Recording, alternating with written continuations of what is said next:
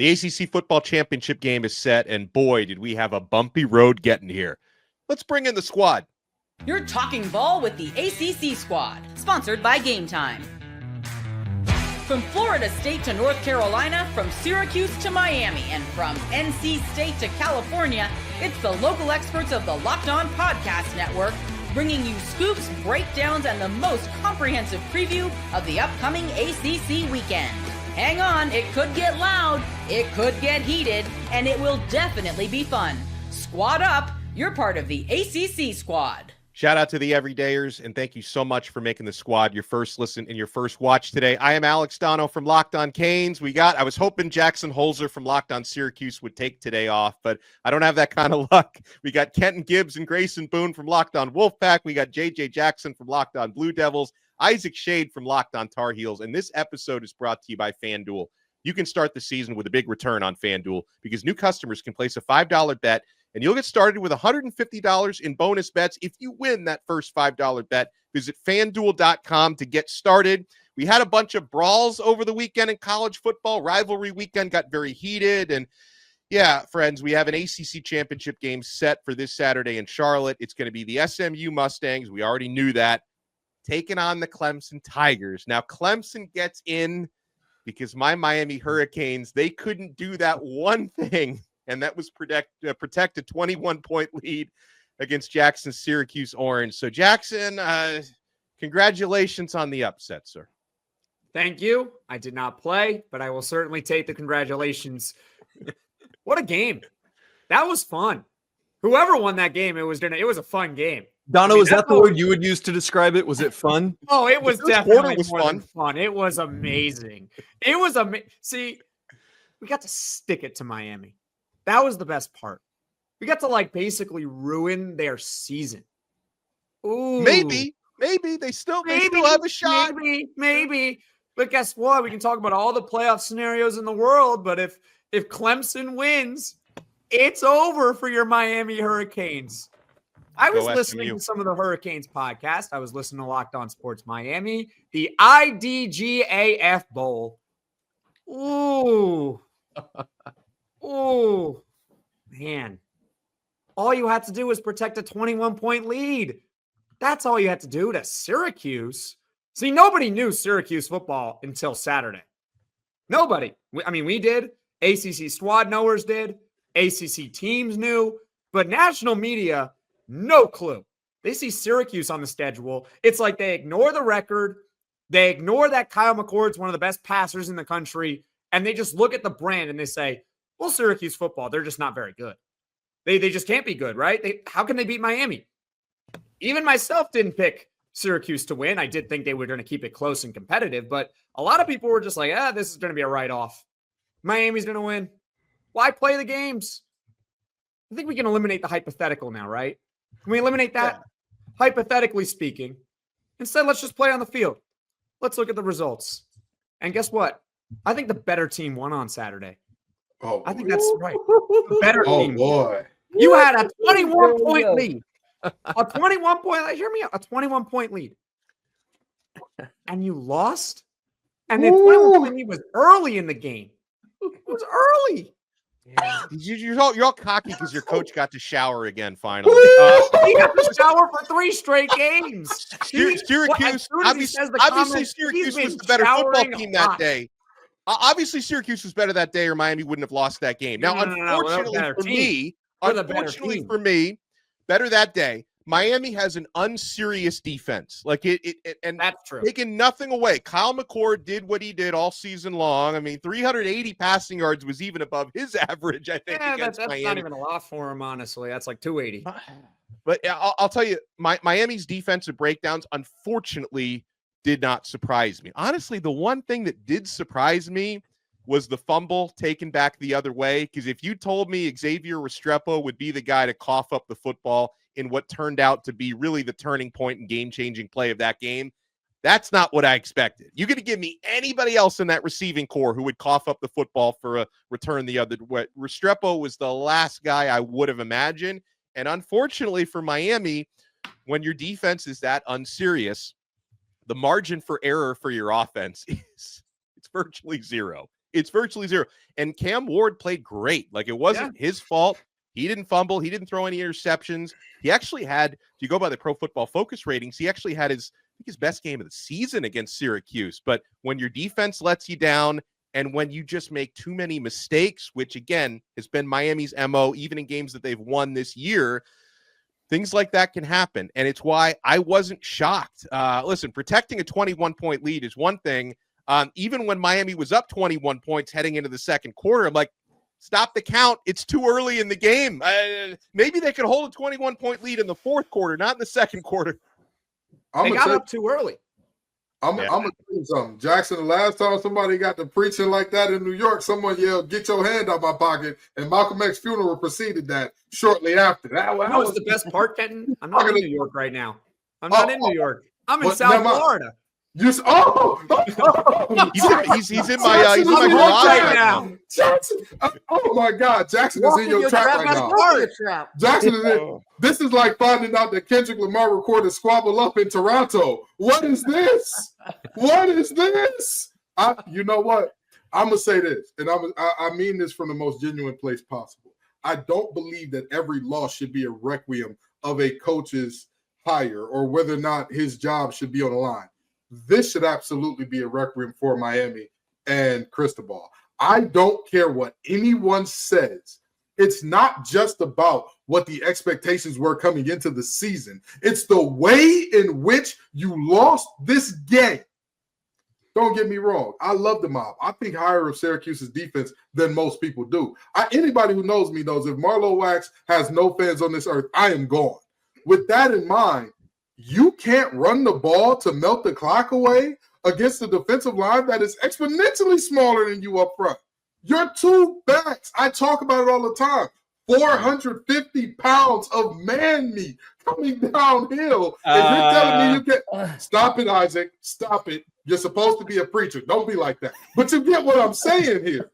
Like, those are two massive running backs coming downhill. And for whatever reason, you don't think to yourself, hey, Cam's been fine, but we should probably run the ball a little bit to put this thing away. I look at this and I say, defensive adjustments. I get it. You're an offensive guy. At what point do you say my offense needs a break?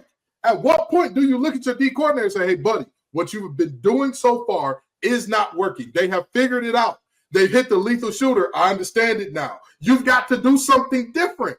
It's just a moment for me where I look at Cristobal and I say, this one falls squarely at your feet, because to blow a 21-point lead with your first ACC championship appearance in nearly a decade on the line, with your first opportunity to write your own ticket to a playoff right in your grasp, and this is what you do with it, I absolutely think there should be a conversation about Miami as much as there is praise to Syracuse. Well, I think those conversations are happening, and I still believe in Cristobal as a program builder. But obviously, there's probably going to need to be, as he's done every year since he's been at Miami, there's probably going to need to be some more tweaks on the staff, because somebody's got to be held accountable for it, and it's his job as the CEO of that football program to make the changes and the fixes necessary. And obviously, not every coaching hire he's made is a good one. I think he did a good job with Shannon Dawson, the offensive coordinator. Obviously, I give Cristobal credit for going out there and recruiting Cam Ward the way that he did. But yeah, I mean, you can't trot into 2025 with the same kind of defense you played in 2024. What do you think? First off, Donno, congrats to you. I'm so proud of you for just sitting there and taking all that like a boss. Way to go. I mean, what am I supposed to do? I lost. There's nothing I can do. As we learned this weekend, some people cannot take a loss and move on. But very true. That's what I'm saying. What do you think Clemson fans experienced on Saturday? Going from just like crap in the bed against South Carolina down the stretch and like, well, it's over. And then this, and it's like, oh, we just backed our way into this thing. All right, let's see what we got. I think if Clemson wins the ACC and then maybe they go on a magical run in the playoff and they win the playoff and everything like that, they're the national champions. I think that Syracuse should be on the parade with them. That's my opinion. Syracuse did as much for that as Clemson did. Whatever the parade is for Clemson. as much credit that I just gave you for talking your talk, as much credit I just gave, now you want to be the side chick on the parade. We wear orange too.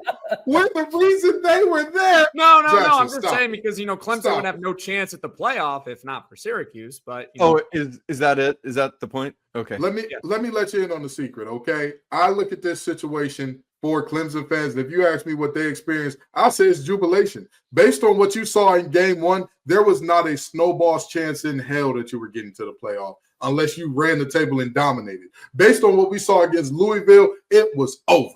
That was it. That was all there was to it. And now here we are in a situation, like y'all said, they backdoored their way in by not doing anything. They didn't have to play good football to backdoor their way in down the stretch. They didn't have to win a game down the stretch against anybody but the Citadel, which they didn't even have to win that game, being my point here. The reality is they did their work early, made their hay early, and they needed Miami to do Miami things, which Miami this thing up.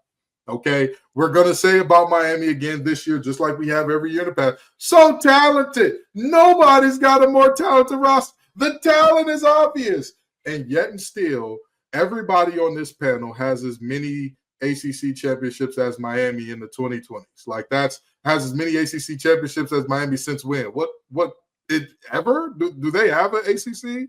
I'm going to mute all of you in 5 seconds. I'm just saying, Donno, I love you, but we got to be honest. We were honest about the Wolfpack when CJ Bailey couldn't. Bye. Yes. Tony Reale has shown up. Tony Reale here. The big Miami lobby is trying to stop me, but I won't let them, okay? The reality is you've got to have some very serious conversations with yourself because, again, I don't think that Cristobal is a bad coach. I don't think that, hey, he's never the guy to get it done.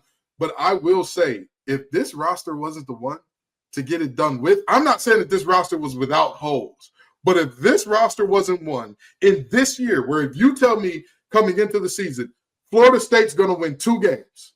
Oh, and Clemson, they're going to get the floor wiped with them multiple times, 3 to be exact. There's no way that you're telling me Miami doesn't do it with this roster.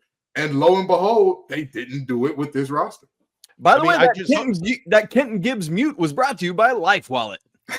I'll tell you, not to zoom this out too much, but I will. Something that does frustrate me is somebody who went to Miami, loves Miami, covers Miami is, I mean, every single year players leave early for the NFL draft who don't even get drafted. It's like, you know what? Maybe if a couple of your defensive backs had stayed around, James Williams, although they're doing well in the NFL, Cam Kinchins is obviously doing very well, but if Miami could actually keep guys around a little bit longer, oh man, maybe they could actually close. But Miami is, I'm taking my lumps here today. They're not the biggest disappointment in the ACC this year. Let's not forget about 2-10 Florida State. Oh my goodness. I will say this about Miami. At least they're relevant enough that we actually talk about them. Yeah. At least they're relevant enough that we talk about them. They still could get into the college football playoff in theory. Brian Smith is still lost. Ducking the smoke. He's ducking the smoke. He said, I don't want no problems. Protection, Brian Smith. He's got hair now. He's living in Albuquerque. I don't know where this dude has been. But when we come back, he'll have another podcast going tomorrow about how Florida State lost another commit. Another one's gone. Where's he going next? Oh, man. Well, I want to get into the matchup, SMU and Clemson, because I noticed the hypothetical before the matchup was finalized. Clemson would have been favored against SMU, but SMU is a 2.5-point favorite now. We'll get into that and so much more. You guys want to keep it locked right here. We got the squad assembled on Locked On ACC. We still have a lot of football left, folks. We got the conference championship games coming up. There's a whole lot of NFL action still to come. College football playoff is still in front of us. Get ready to tackle all the action with FanDuel, America's #1 sportsbook. Because right now, new customers can bet $5 and get $150 in bonus bets if you win. The FanDuel Sportsbook app gives you everything you need to place live bets on the NFL, all in one place. So when you get that hunch, we all get those in the middle of the game. You can check out the latest stats, view live play-by-play, and so much more right on the same page where you place your bets. Just visit FanDuel.com to join today. You'll get started with $150 in bonus bets if you win that first $5 bet. That's FanDuel.com. Never waste a hunch and make every moment more with FanDuel, an official sportsbook partner of the NFL. Thank you for making the Locked On ACC Squad your first listen and your first watch today. Make sure you check out all of our shows.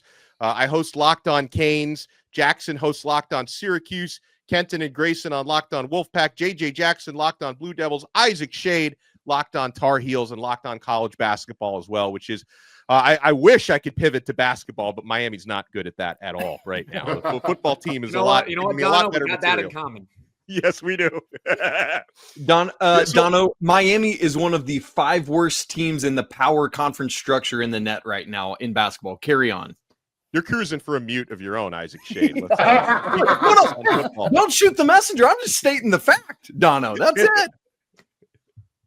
it. So how we feeling, fellas, about Clemson, of course, the traditional ACC power. SMU, one of the best stories in college football that not enough people are talking about. They came in and they crashed the party. They went a perfect 8-0 in conference play, and now they find themselves as 2.5-point favorites against Clemson. SMU's been the more consistent football team all season long. Clemson can absolutely win this game, but I look at SMU and their weapons, the way Kevin Jennings has played, Rashard Smith, who was named co-running back first team All-ACC this season. I think the Mustangs might just get it done year one.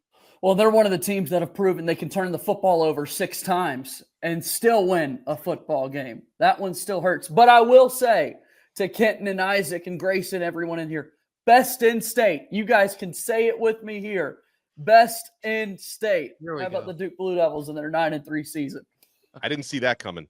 Even despite losing that SMU game.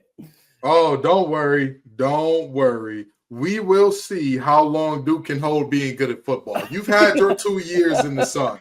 But seriously, we've got to give you your love there, and we've got to give love to SMU here because this team has done something that none of our teams could do. Any one of us on this panel, including Miami, could do. They were just consistent. They found ways in different ways every single time in conference. And anybody who wants to make the argument of, their schedule was just so much easier than everybody else's. In what world is that actually true? In what world are we looking at that team and saying, hey, they didn't have to play anybody along the way? Because who didn't they play? Who did they avoid in terms of all of the best teams in the conference? Yes, they didn't have a matchup with Miami. Yes, they didn't have a matchup with Clemson. That is the side effect of these super conferences. I love me some Pony Express. I love to see these guys getting their love. And by the way, this is a bigger point than what we're talking about right now. But how many times have I told people all of this delineation between conferences that we create, it's fictional. It's a fugazi, it's a fugazi, it's a weasel, it's a wazoo. It's not real because this SMU team comes in first year and gets it done. A Texas team that ain't pissed a drop in the Big 12 goes to the SEC, and all of a sudden they're the squad. This should show us, hey, college football is much closer in terms of where these teams are than we imagine. And SMU has shown through some very good pickups in the portal in the trenches, you can become that consistent team that doesn't, instead of teams that pay on the outside and try to worry about the inside last. I'm looking at you, Coach Doran. You need to address the bigs first. I tell you what, I'm really happy for SMU, and I mentioned them probably like week 5 when I saw this as a possibility. I don't know how much I believe that they would actually make it this far, but here they are. They've deserved it every step of the way. I say all that to say I'm kind of surprised they're favored in this game. If it were me, I think I'd probably flip it with Clemson being a 2.5-point favorite. I think Clemson's defense is going to show up and be very for real, but I would love for this game to roll into a shootout. If SMU wins the conference in year 1. Well, by the way, Clemson's not winning a shootout. SMU might. Clemson's not winning a shootout, in my opinion. True. I don't know. We'll see. Clemson's just very random at this point. I don't know what to actually expect of them, but I just want a good game nonetheless. And that's why SMU should be favored, because you have no idea what to expect from Clemson. Touche. That's the point. The model, or it's the word of the day, is consistency. That Absolutely. Is SMU's entire season. Because I remember around week 5, I was also looking at SMU, and I also was looking at SMU like, well, at some point they're going to lose. Right. They got to lose at some point. Like, someone's got to lose. And I was like, well, it's probably going to be SMU. I mean, are they really this good?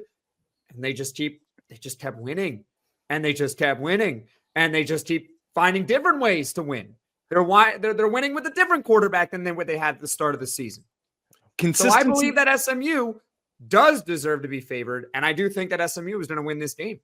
And consistency is great, but the problem is this is not a series. This is a one-off opportunity. So if Clemson has one of those big days, it could be a thing, right? And so that's just the weirdness of a one-off. And like what I've been trying to process, fellas, is what happens if SMU loses this game? Do they go from a projected bye to being out of the field? Like, is that a real possibility? Like, what is the best thing for the ACC? Yes, there is a possibility, but it's really only. I don't think it happens. What happens? It's only what happens with Boise State. Nobody's talking about this, but if Boise State loses and SMU loses, someone is really going to get royally hosed. It's going to be one of Indiana, Boise State, or SMU. If you just look at the numbers, I did the math last night. Mm-hmm. It's weird. You know how in college basketball during like conference championship week, we start talking about bid thieves, like the teams that are going to get in definitely, but then you get like a random team winning a conference championship and then an at-large making it in. This is the first time we've had that scenario in college football. We might have some bid thief situations in this new playoff system. The bid thieves in this case would be UNLV over Boise State. That would be a huge one, but you would have to give them the auto bid. And the other one would be obviously in our conference if Clemson beats SMU. If those two things happen, there's 3 teams for 2 spots left. And those 3 teams would be Boise State, SMU, and Indiana. Indiana can get royally hosed at 11-1. It's just, but that's what happens if those upsets happen. Donno, what are your thoughts about Miami's chances of getting in this thing? Honestly, I look at it as I could make the argument that they're 10-2, which combined losses of 9 total points against a Georgia Tech team that took Georgia to 8 overtimes and a good series. You gotta go for 2. Why didn't they go for 2? Yeah. Anyway. Yeah. Well, I mean, listen, I think Miami probably has a resume that should get them in, and I will be disappointed if they don't. However, I go back to the crossover conversation that Jackson and I had, what we talked about last week on the squad. If Miami doesn't make it in, even if I feel like they should be deserving of getting in, because I put their 2-loss resume against 3-loss SEC teams like Alabama, who got blown out by Oklahoma. That's a bad loss. Vanderbilt's not a good loss. At the same time, Miami had so many opportunities to control their own destiny, and they blew it. So I could be at peace with whatever the committee decides, but it wouldn't stop me with being disappointed if they don't get in. I see it. Don't leave it up to the committee. But did we not see a situation where this was objectively the worst possible weekend for the ACC in multiple ways? Not only does Clemson lose, which then if Clemson wins that game, it helps the ACC in terms of like, hey, you've got a chance to get in multiple teams. But now and it hurts South Carolina as well in that scenario.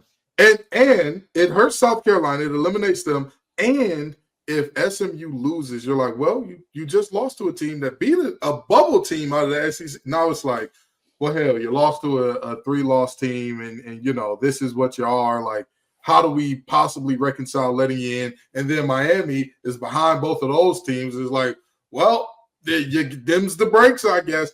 Really, really tough week for the ACC's 3-team bid hopes. But I will say this again: in a logical and sane world, we are not debating about 2. To me, there's not a world where we're having a serious conversation about is there at least 2 teams worthy? Because again, every single team going into the playoff this year has shown some serious, and when I say serious, I mean serious flaws, including the number 1 team in America who made the Idaho Vandals look like they were a really good team. Like everybody has had their moments where it's like, are they for real? What's happening right now? So there is not a dominant team in college football this year. Yeah. Well, and I was telling you guys this stat before we got started. Some of you barely even believed it.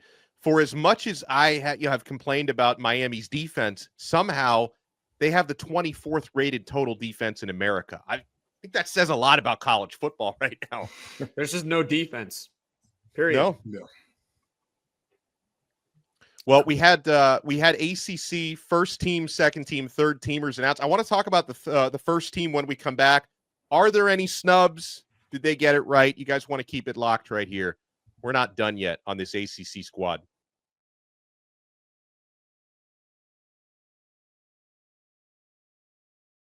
Thanks for making Locked On ACC your first listen and your first watch. Did JJ just disappear? He's gone. He said he had to bounce during the timeout. Yeah. Yeah, no, you're right. So we got, I'm Alex Donno from Locked On Canes, Jackson Holzer, Locked On Syracuse, Kenton Gibbs and Grayson Boone, Locked On Wolfpack, Isaac Shade from Locked On Tar Heels. All right, so guys, first team All ACC announced. Not surprising, Cam Ward takes the first team quarterback honors. He eclipsed 4,000 yards this season, 36 touchdown passes. Very well-deserved. Amari and Hampton. I know Isaac can take his victory lap. What a season. What a running back. He and Brashard Smith from SMU. Amari and Hampton, UNC. Brashard Smith from SMU. Running backs, first team All-ACC.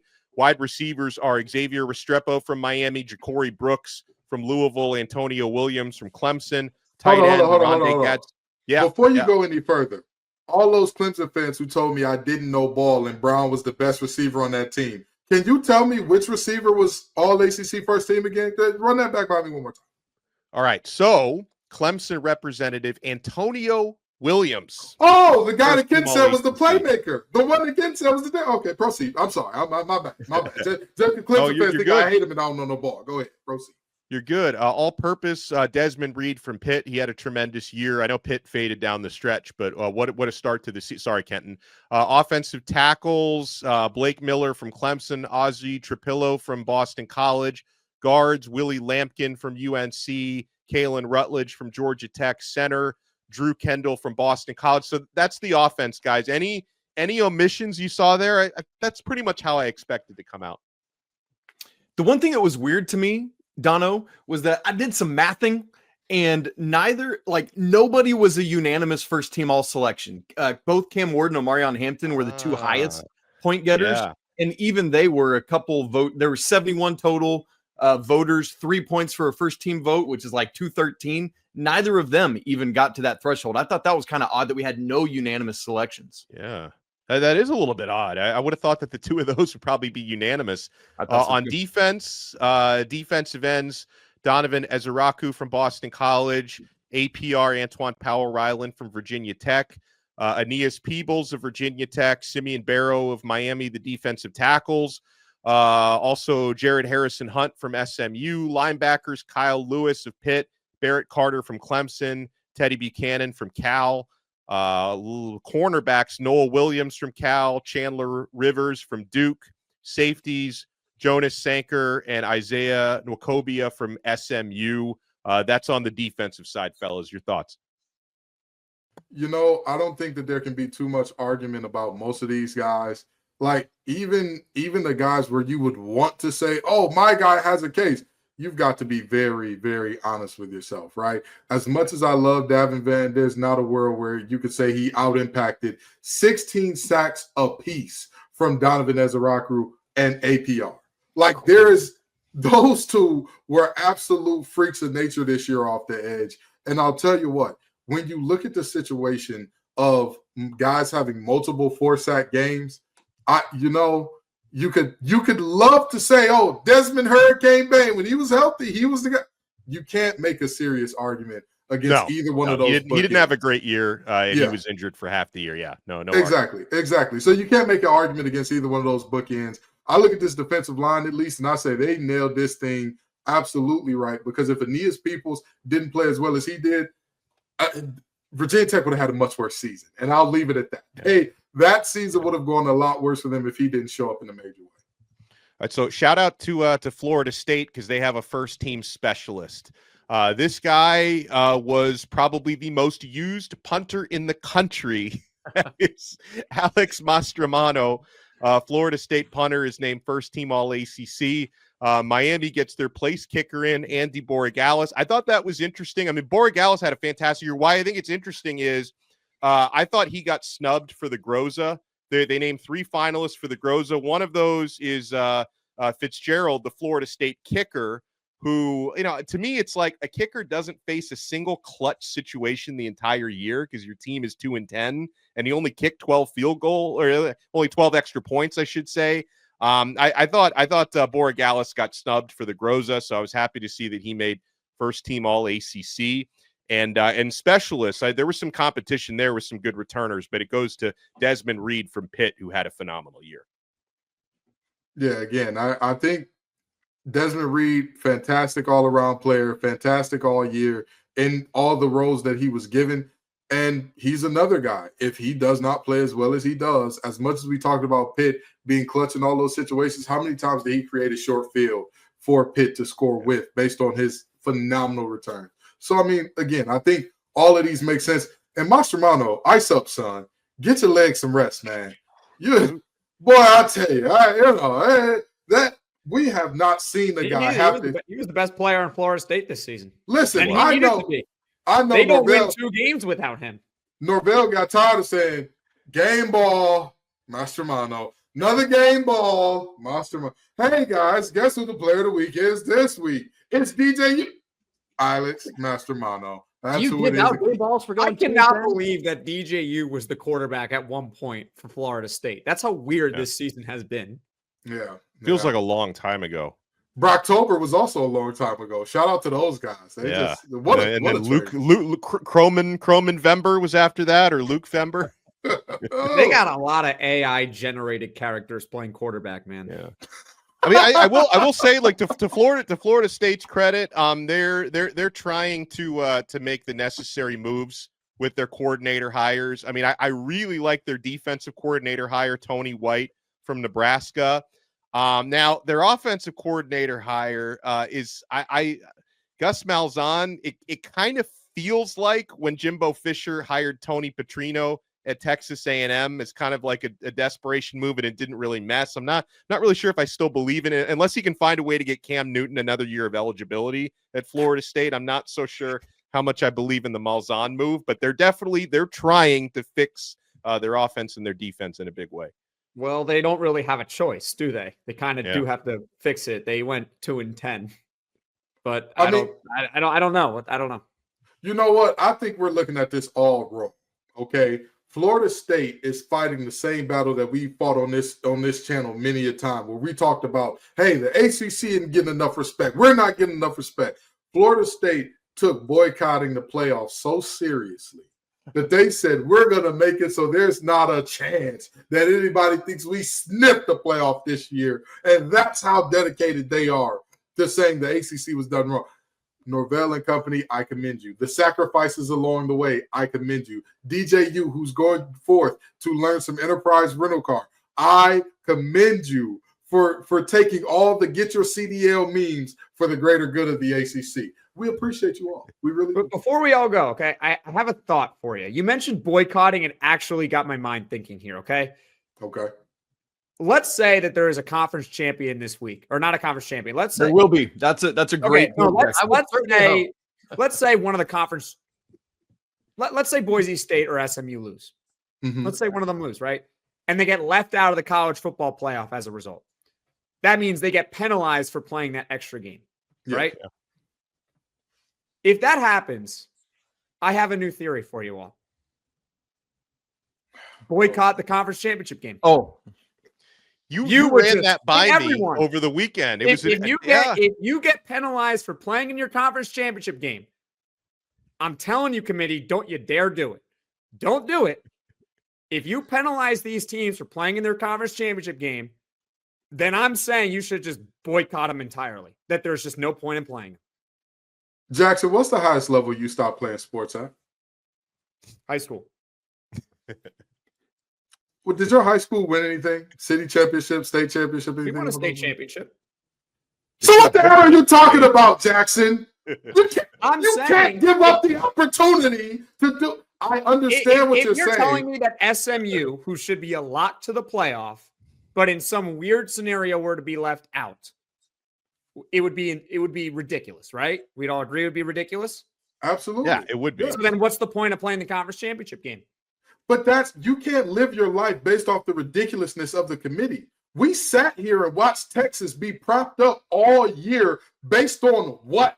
I'm just saying. If we're talking about what it should be, there's nothing there. We're still watching Penn State get propped up based on people believe Penn State Oregon is going to be a close game. Oregon hasn't impressed, but I am guaranteeing, sure as the sun rises on the east and sets on the west, they're about to stump a mud hole in that Penn State team. That is, they're the 300 seed of college football. That does sound painful. They look like a phantom until an actual phantom pulls up. That's what's going to happen to that team. But the committee and all of their wisdom do foolishness all the time. If you live your life based on the committee, why would 90% of teams in the ACC even show up? If you're at Boston College and you lose one game, you know you're out. If you're at SMU, we see how people are treating a one-loss SMU. And if it wasn't for multiple SEC teams pissing down their leg at the moment of truth, they wouldn't be in the conversation in a very serious and meaningful way. You cannot live your life, especially when there's an opportunity to put some hardware in your trophy case for like, oh, well, the committee might not like us, so we'll just sit it out and make the committee love us. You're a football player. We are big, angry men doing big, angry things. I wanted to float that out there if something ridiculous happens, which we all know can happen because this is the college football playoff committee we're talking about here. But there's so much upside to winning the conference championship game. Then they get a first-round bye. That you can be left out because you didn't play well in your conference championship game. I think that's kind of ridiculous, right? Isn't that the whole point? Whereas Notre Dame always sits around literally every year. Notre Dame's the biggest winner. Championship week. Notre Dame's the biggest. Notre Dame and Ohio State are the biggest winners. You know why? They don't play. You're not wrong there. And maybe Alabama too. Oh, Jackson's frozen and it's great. That's hilarious. He did his Dalton impression today. The football gods decided that they'd had enough. They said, cut his mic off. Cut his mic off. Talk about we're not going to compete. Cut the mic. Jackson, I wouldn't do it, but I hear where you're coming from, right? Like, I couldn't put my money where my mouth is with that, but I'm with you. I'm about to cut everybody's mic off because we are out of time. Huge thank you and shout out to Jackson Holzer, Locked on Syracuse. Nobody will be boycotting the conference championship games this week. Kenton Gibbs from Locked on Wolfpack, Grayson Boone from Locked on Wolfpack, Isaac Shade from Locked on Tar Heels. I am Alex Donno from Locked on Canes, and we'll see what happens with the committee and everything else. And we'll be back with you guys next week on another episode of The Squad. Hey, Tar Heels, teach your mans how to squabble.